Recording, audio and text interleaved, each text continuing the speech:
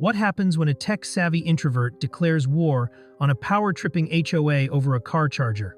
Get ready for a rebellion fueled by laughter, chaos, and unexpected solidarity. Before we begin today's deranged HOA story, tell me you haven't had your fill of irrational and power-grabbing HOA nonsense.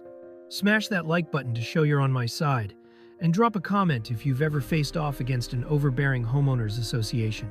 The sky was a brilliant shade of blue, but you wouldn't know it if you'd seen the color drain from my face upon opening that envelope. I stood there, half awake, coffee mug in hand, as though I were staring at a medical bill instead of a complaint. Withholding energy access? I nearly spat out my organic fair trade brew, imagining Karen Blanchard, the self-proclaimed mastermind of neighborhood governance, penning that nonsense with the sort of flourish she probably reserved for her gardening club newsletters. Seriously?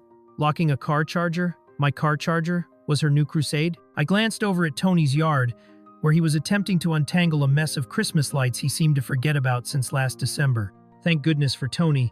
He was my confidant and laughter in this absurd HOA theater. Honestly, who knew the war of the car chargers would make it to the big leagues? Heart pounding with indignation, I decided to take action. How had I become the villain in this riveting storyline? I was just minding my own business, causing no harm to anyone, with the exception of my occasional loud music on a Friday night, which, if we're honest, was purely a celebration of my non-HOA-approved lifestyle. I paced around my living room, my eyes darting towards the solar panels, glistening like futuristic shields on my roof, my bastion of energy independence. The irony of Karen accusing me of withholding energy access, when in reality, I was trying to save the planet one solar panel at a time, was simply delicious. Even my trusty gadgets were nodding in support. "Act bold," they seemed to whisper, urging me to defend my territory. Oh, I would act bold, all right. Time to ban the HOA from the grid, I said to myself with a conspiratorial chuckle. Feeling rebellious, I initiated my plan, which was equal parts thrilling and absurd. I crafted a memo of my own and styled it like a proclamation. To the illustrious residents of Maplewood Estates, I wrote, I, Jordan Rivera, hereby announce the cessation of all electrical services in our fine neighborhood until the following ridiculous grievances are addressed: the egregious claim of withholding power and the need for a revision of our HOA bylaws that specifies why locking car chargers amounts to an act of war. I had been propelled from a grieved home dweller to an eco-friendly freedom fighter, a role I didn't even see myself auditioning for. But it felt good. The morning sun spilled through the window, spotlighting my moment of genius, allowing me to bask in my own comedic glory. Tony couldn't help but howl when I shared the memo via our neighborhood messaging app. The Great Charger Lock Incident, he dubbed it, while pointing out that this could very well become a Netflix docuseries, Plastic Power, a neighborhood saga. I could envision it playing out in my head. Dramatic reenactments of our monthly HOA meetings, complete with Karen pacing theatrical and bald complaints against subpar neighbors. Tony's laughter was infectious. "You've sparked a revolution, my friend," he declared, and something inside of me began to stir. It wasn't just a rebellion against Karen's petty power trips. It was the sheer ridiculousness of people who thought they could dictate how others lived their lives. As I fanned the flames of my growing defiance, I couldn't help but imagine Karen's face when she read my unrefined masterpiece. Her extravagant floral blouse would probably become even more vibrant out of sheer indignation, a riot of color against an increasingly muted array of compliant neighbors. Oh, the thought of her seeking damage control made me cackle like a cartoon villain. What is that bloody Jordan up to now? I could picture her raging over her hastily assembled gardening committees, desperately plotting her counteroffensive. Dear Karen, power tripping over EV chargers. Who knew you could be the crown jewel of neighborhood absurdities? It was high time the community realized that my rebellious spirit was more about common sense than any desire to be the bad apple she imagined I was. Before I could second-guess myself, I hit send on my memo, an act of defiance that felt like casting off shackles. The digital pulse of the Maplewood Estates chat exploded with reactions. My neighbors swung between confusion and amusement. Some even chimed in with support, while others counseled retreat. That moment, I was the scandalous liberator ready to take on the tyranny of Karen's HOA.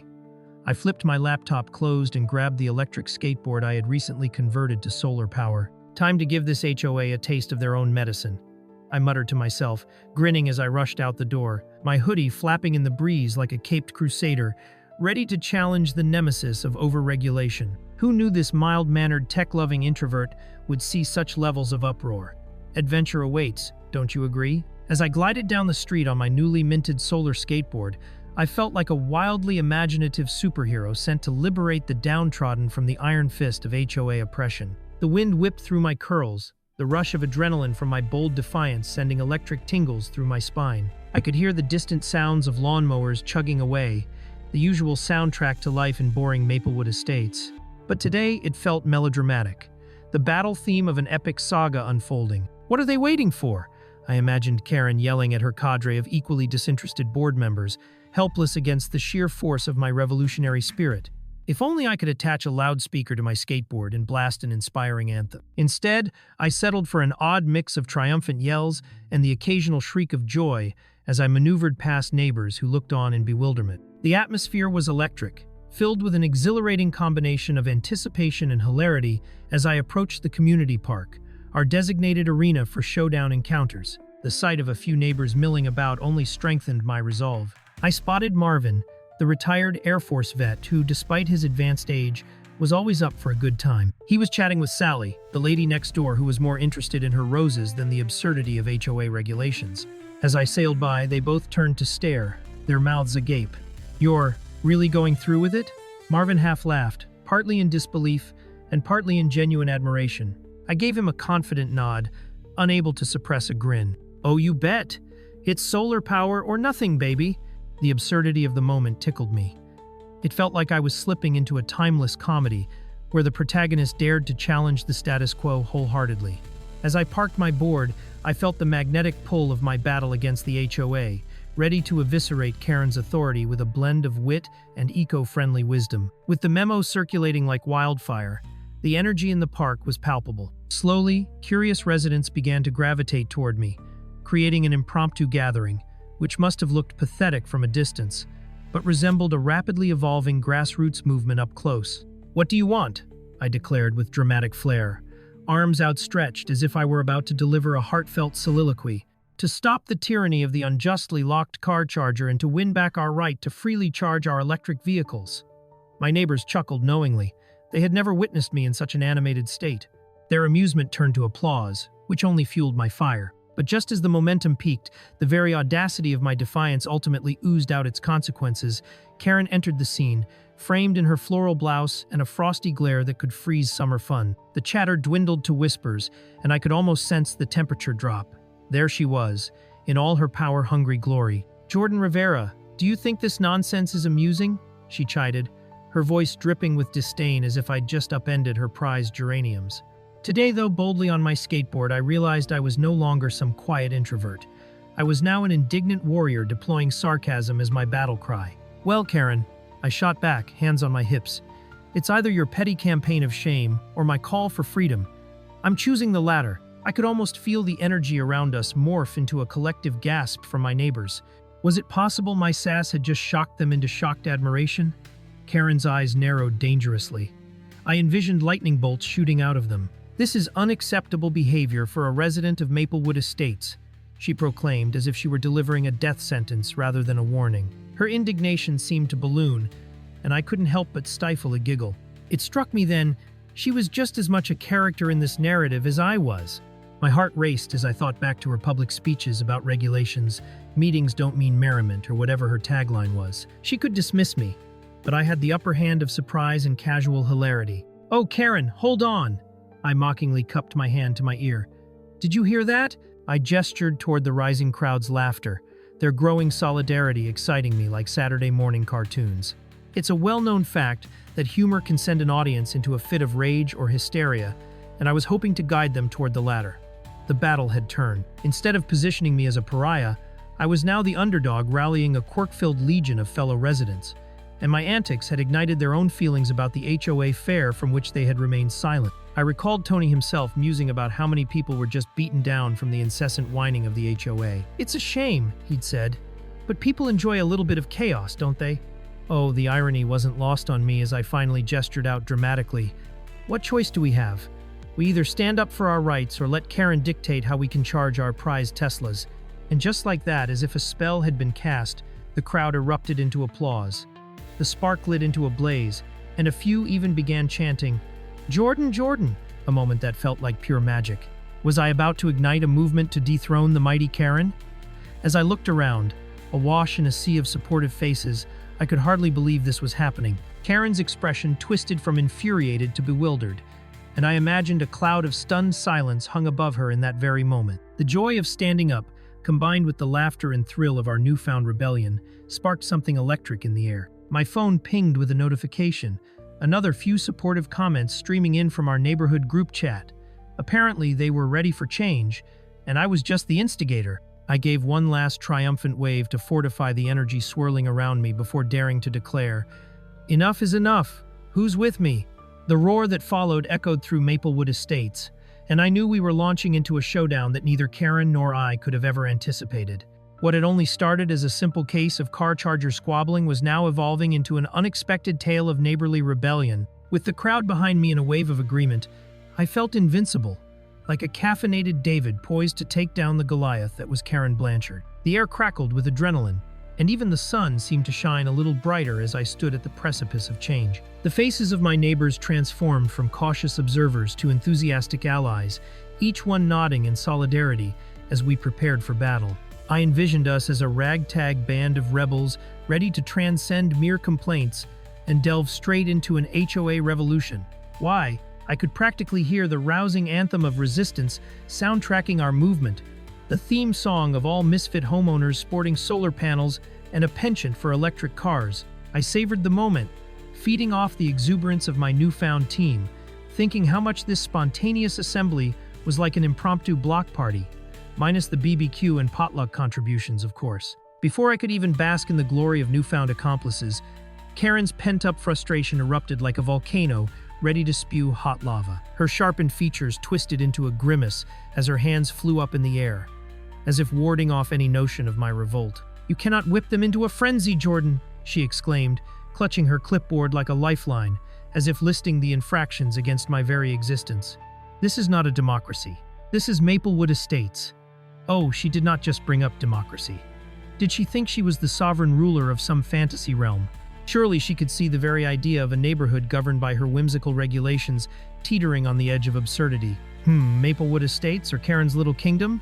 I mused audibly, shaking my head with mock contemplation. The crowd giggled, obviously feeding off my sarcasm, while Karen's eyebrows shot up faster than the national debt. My confidence surged, morphing me into a theatrical hero armed with wit and virtual laser beams of eco-concern.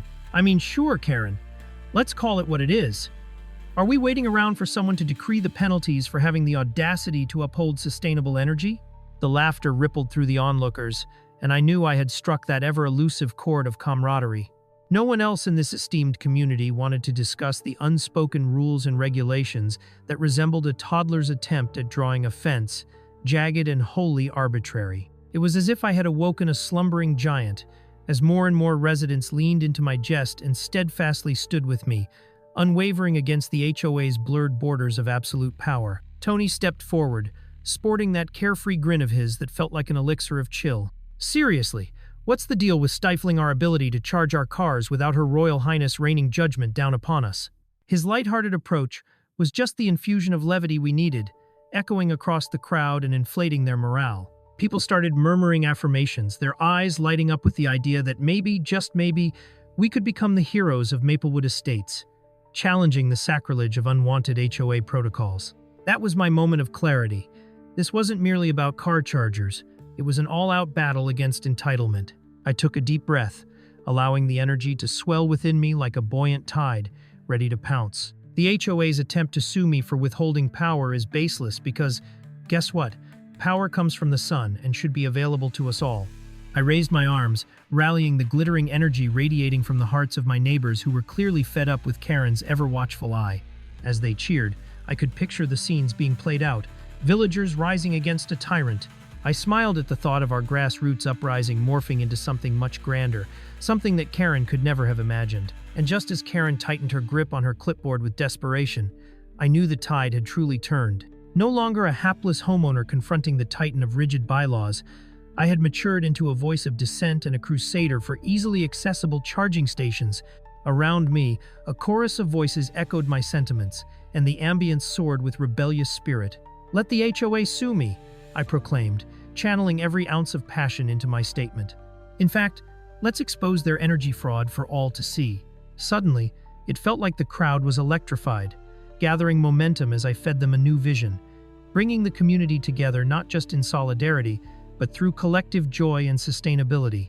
As the laughter and applause mingled with empowerment, I caught a glimpse of Karen's reaction, pure, unfiltered rage, interspersed with the slow dawning realization that her reign was waning. Oh, how her floral blouse seemed to wilt under the weight of community spirit.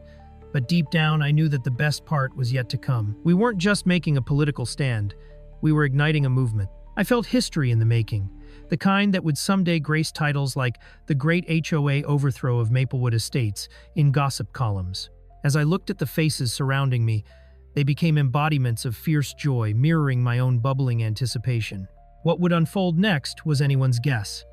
Whether Karen would retaliate or capitulate, I resolved to embrace whatever wild turn life presented next. This was just the beginning of my personal crusade, a journey through the land of power and legislation, armed with nothing more than a skateboard, my high-wattage smile, and an insatiable thirst to reclaim the grid. Together, we reshaped Maplewood Estates into a haven of solar smiles and liberated resident energy. So, who do we choose, Karen, or the winds of change? This was the inception of a humorous and exhilarating saga laced with defiance. In the heart of this heated showdown, Karen's expression morphed from indignation to a blend of incredulity and fury, the perfect storm for a homeowner rebellion. "This is not just about your silly solar panels, Jordan," she spat, her voice ricocheting off invisible barriers of stubbornness, causing even the neighbor's cat to raise an eyebrow in exasperation. "You're setting a dangerous precedent." "Oh, really, Ms. HOA? A dangerous precedent?" Because how could allowing freedom of energy choice threaten her floral kingdom or her iron grip on an otherwise mundane block? It was like a wizard worrying about potent spells. Wasn't crushing dreams supposed to be her whole thing? My neighbors were no longer just a gathering of wary faces. They were transformed into a sea of allies ready to throw a punch at the absurdity enveloping Maplewood Estates. The tiny mutterings were now roaring like an electric current surging through a live wire. Fueled by the fervor of the crowd, I pointed dramatically at Karen, who was now warily eyeing her board members like they might actually have a plan. "Dangerous? Is wanting to harness the power of the sun a crime worth litigation in your majestic kingdom, Your Highness?" The laughter erupted again, loud and infectious, washing over the battlefield like a cleansing rain after a stubborn drought. It felt like I was gaining the upper hand against an unbeatable opponent in an epic movie climax. Each whoop and cheer from the crowd only stroked the flames of my conviction, the fire drawing a cartoonish halo around my head. Who knew that middle-class homeowners could generate enough energy to spark a revolution through laughter, sarcasm, and just the right amount of bemusement aimed at Karen's unfortunate attempts at authority? And then it happened. As if the universe had anointed me its chosen one, Karen lost what little tactical finesse she had left. With a grandstanding gesture that would have impressed any drama teacher, she jabbed her finger at me, punctuating each ridiculous accusation with fervor. "You think you can just flaunt these lawless ideas without consequences?"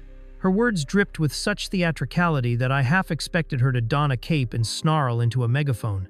I could practically feel an imaginary spotlight honing in on me, whitening the edges of her dramatic aura and casting me as the reluctant hero in this neighborhood saga. Little did she know that her attempts at intimidation were simply paving my way to victory, every jab of her finger fueling my wit into a more potent weapon against the tyranny of Karen's meticulously manicured domain. Our banter took on an unexpectedly comedic flair, like a sitcom where every insult was laden with a twist of wit destined for viral status on social media. "My dear neighbor, do you not understand that denying our right to seek eco-friendly solutions is akin to attempting to quench a fire with gasoline?" I retorted, nonchalantly spinning the dialogue into gold. "Gasoline? Ha!" With each passing moment, the courage surging through me seemed to ignite a latent creativity in my neighbors. I glanced at Tony, who wore a grin that made it look like he'd just stumbled across the ultimate dad joke. The collective wave of humor empowered us, an unexpected arsenal against Karen's absurd tyranny. We were a blend of ganja-charging millennials and sweet-natured retirees on the medications of cheek, the perfect concoction to weaponize frivolity against her pious disposition. But Karen, the relentlessly stubborn powermonger, didn't falter. Drenched in desperation, she signaled to her fellow board members, a small coven of tightly wound personalities, and they stepped forward like a battalion of confused soldiers. It was quite the sight. Her loyal subjects wearing their Rules of HOA badges with pride, yet unable to draw a convincing battle line against the pun-heavy humor and allyship radiating from me. There was a fleeting moment where I felt pity for them. After all, they were merely puppets dancing to Karen's erratic tune. Yet, just as quickly, that pity vanished into the ether, replaced by an exhilarating resolve that we might just change the horizon of this bloom-filled suburban battlefield. The crowd rallied again with genuine excitement, maybe even dreamily thinking of a future where we could power our homes from the harmony of sunlight instead of the remnant ashes of tyranny. With each jab of laughter and camaraderie adding weight to our revolution, I struck a nerve in Karen's stronghold. You know, Karen, this battle reminds me of some of the most climactic episodes of my favorite sci-fi shows, I exclaimed. What's next? Are we going to have a battle of regulations over whether we can paint our doors in varying shades of beige? Honestly, I was half expecting your next decree to ban blue hoodies, but I guess my eco-friendly garage from the future is not your style. My theatricality sent the crowd into absolute tears, clearly reveling in the absurdity of Karen's facade crumbling under the humorous assault. In one swift moment, we were no longer just homeowners caught in the bureaucratic crossfire. We were a well-oiled machine of laughter that could light up the night. The glow of my neighbors' smiles reassured me that we weren't just fighting for our solar panels anymore. We were fighting for each other. As the rallying defiance took on a palpable form, I felt the momentum shifting from mere chance to a powerful unity. Karen, faced with the absurd spectacle of her once impenetrable authority dismantling, hesitated. I leaned in toward her, attempting my best earnest gaze. Tell me, Karen, do you really think this mighty battle of wills could end with you looking like the victor while we hand power over the future of our energy solutions? I could see the wheels turning, flailing around in her head like she was trying to reconcile a dire math equation while listening to the latest drama from the HOA podcast nobody wanted. Her experts have failed her. In that moment, as her eyes darted around the bubbling atmosphere of rebellion, I knew we were so close to seizing this ludicrous battle. It was electric, the spark of transformation laced with belly laughs and collective heartbeats linking us together. Now, the crowd erupted in a cacophony of cheers, wheeling their voices around me like a powerful symphony. Each laugh blurred the lines of authority she so rigidly upheld, unraveling her confidence thread by thread. The thrill of anticipation buzzed in the air. What would this do to the future of Maplewood Estates? What changes would actually take shape amidst the newfound warmth of solidarity? I was ready to plunge into the heart of this change, armed with spark plugs of humor and rebellion, sending waves through our past complacency and tossing out the archaic edicts that sought to bind us. As I relished the victorious feelings settling in, I couldn't help but ask myself, would this be the day that Karen finally learned that the fate of our community was not hers to govern alone? Just as it seemed the entire universe was aligned in favor of my eco-warrior escapades, a flurry of chaos erupted from the depths of the HOA's misery. Karen, barely maintaining any semblance of decorum, staggered back, her immaculate floral blouse somehow looking more wilted than ever. In an act of sheer desperation, she waved towards her fellow board members like a conductor who'd just lost control of a symphony gone haywire. Well, if this continues, we'll be forced to take our energy matters elsewhere, she spluttered, her voice breaking like a rickety roller coaster veering off track. The audacity, the ultimate threat. My power-hungry neighbor was out here evoking threats as if turning tail and moving away was the supervillain exit I'd been waiting for. My mind flipped through the mental Rolodex of absurdities that had led us here. Well, Karen, if you must flee to the great unknown to seek your power monopoly, at least consider not leaving us in the dark. I shot back, eliciting another wave of laughter from my fellow homeowners.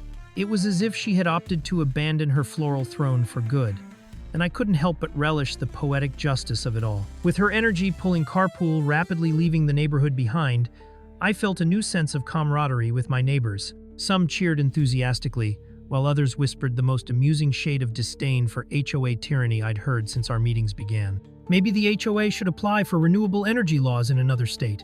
They could form Even More Rules LLC, I called out, giving an exaggerated smirk towards Karen.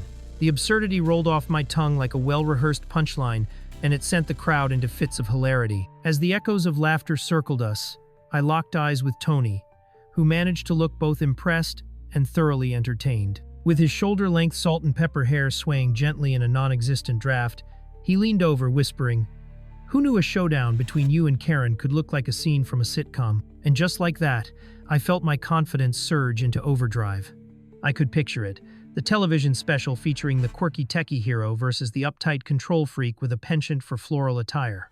It wasn't just my ego that puffed out a little pride.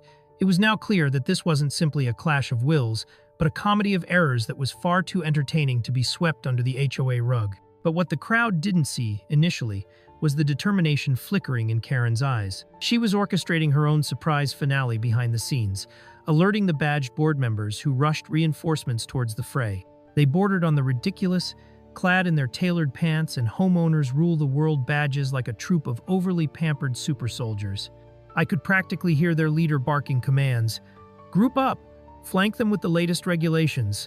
But the juxtaposition of their seriousness against our laughter spun the very fabric of humor in our collective favor.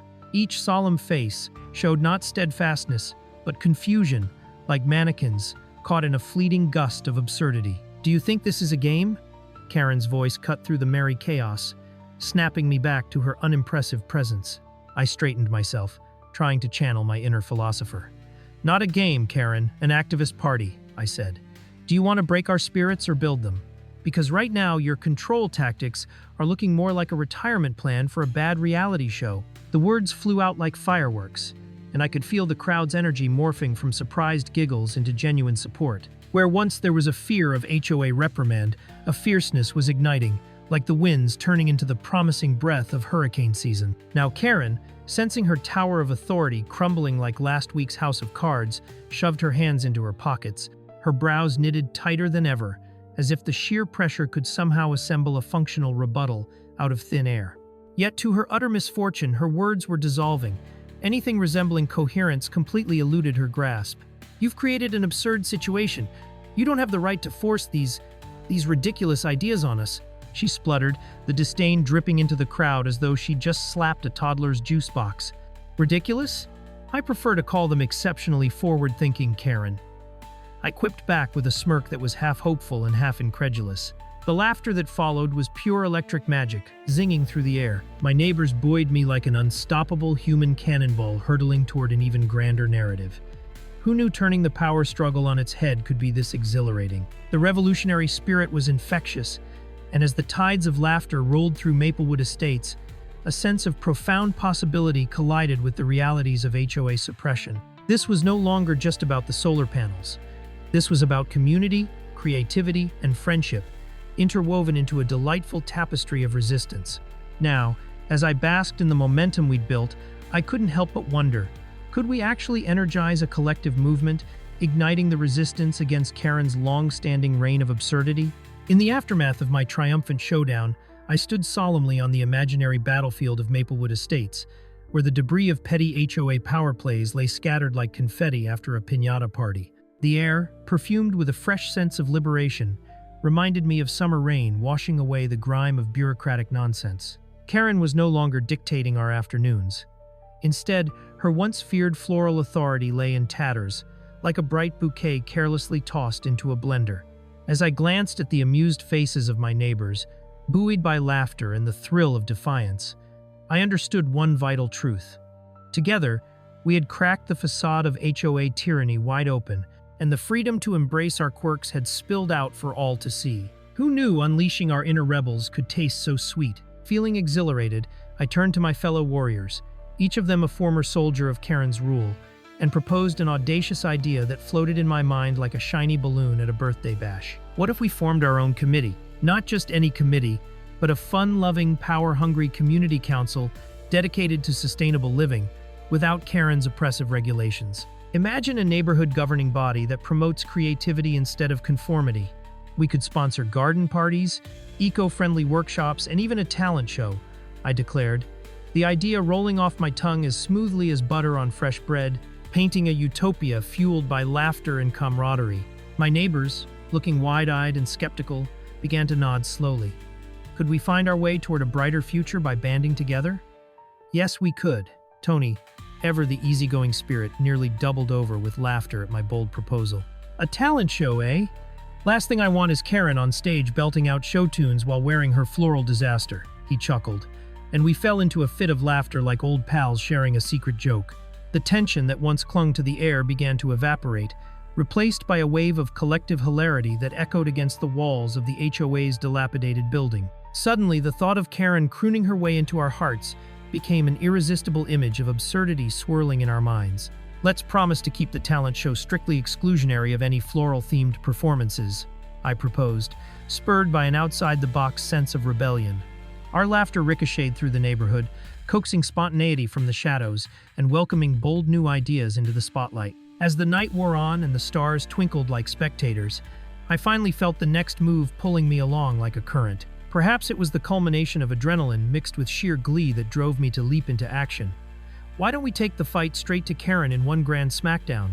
Let's call a meeting and present our eco-friendly council plans, complete with a dazzling slideshow and all the bells and whistles. Enthusiastic murmurs erupted from the crowd, and someone brandished a half-eaten cupcake as if it were the Stanley Cup, ready to celebrate our win against HOA oppression. Let's pick a date and make it our day. Since we've already disrupted Karen's power play, why not throw her a curveball she'll never see coming? I added dramatically, twirling like a Broadway star ready for a standing ovation. And oh, how hilariously predictable it was that Karen had underestimated the force of our collective will. It was one thing to rule with an iron fist, but it was quite another to face an emerging cohort determined to flex their green thumbs. I couldn't help but picture the look on her face as she attempted to rally her previously obedient followers in some futile attempt to stave off the tides of change. What will she do? I mused aloud to my ever-supportive crew. Try to zone us for excessive enthusiasm? More laughter burst forth, as image after image of our grassroots revolution danced through my mind. Would she declare war on eco-friendly gatherings, or impose absurd taxes on backyard bonfires? The ideas joyfully ricocheted, each one richer than the last, as we collectively realized we had become the architects of our own fate. In the final moment of this neighborhood rebellion, we held hands while forming a united circle of solidarity, promising to fight for fun, creativity, and above all, the right to live freely. This uprising wasn't just against power-hungry board members. This was a stand against the insidious belief that entitlement could eclipse our natural joy. Let those loyalist board members tremble in their tailored pants, I proclaimed, filled with righteous thrill. We will celebrate each other's quirks, support each other's dreams, and defend our homes against absurdity with everything we have. The energy surged like a tidal wave, ready to sweep away any notion of HOA supremacy as we readied ourselves for battle, dance battles, talent showcase standoffs, and neighborhood cookouts, jointly defending our right to exist flamboyantly. After all, this was more than just a rebellion. It was a laugh-out-loud explosion of camaraderie waiting to challenge the Karens of the world. As we disbanded into the night, I couldn't help but think how absurd but delightful it was that life could swirl amid such drama. Defiance had woven our community together in a tapestry of humor, camaraderie, and unwavering spirit, proving that even the most uptight HOA could never extinguish our light. What was our next move toward freedom? The possibilities stretched as far as the stars above. Thanks for sticking around with me through the chaos to the end. Want more high-stakes HOA drama? Check out our recent HOA clash with the video on the right, or let YouTube pick your next wild ride with the video on the left. Whichever way you go, buckle up. There's plenty more HOA insanity on the way. Tune in again for more HOA chaos.